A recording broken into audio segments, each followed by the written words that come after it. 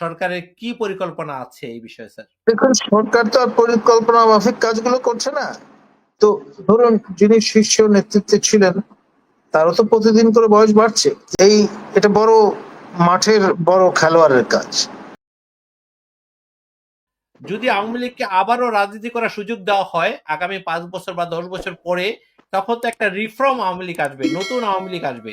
আমরা কি নতুন কিছু প্রত্যাশা করতে পারি আওয়ামী লীগের কাছ থেকে?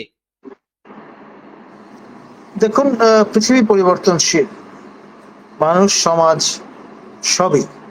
তো সেখানে স্ট্যাটিক হয়ে থাকার কোনো সুযোগ নেই, বা অনর, অবিনশ্বর এইরকম যেমন কোনো মানুষও খুঁজে পাওয়া যাবে না, তেমনি মনুষ্য সৃষ্ট কোনো সংগঠন কিংবা দলও পাওয়া যাবে।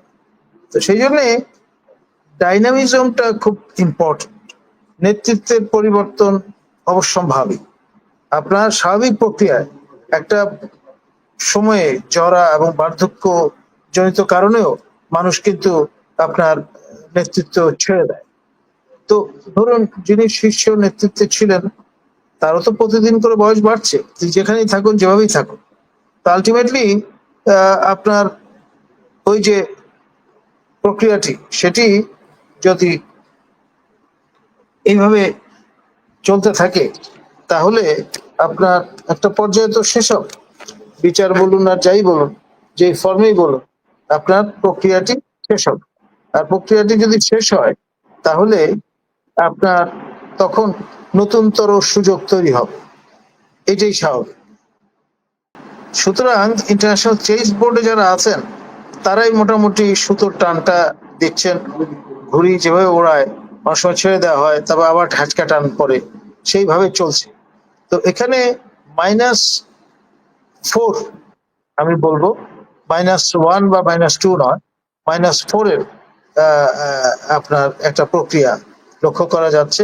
খেয়াল করেন, -1 মানে আওয়ামী লীগ, জাতীয় পার্টি, -2, -3 কাজ এখন চলছে। বিএনপির নেতা কর্মীরা বিভিন্ন জায়গায় আটক হচ্ছেন নানান অভিযোগে, আমি সেটাতে গেলাম না। এবং আলটিমেটলি আপনার যখন আপনার একটা চিমেরা বা মরিচিকা, তখন কিন্তু যেই আশায় মানুষ রাজনৈতিক দলগুলোর পেছনে ফিরছে, ঘুরছে, তারা কিন্তু অনেকটা হতাশ হয়ে যাবে।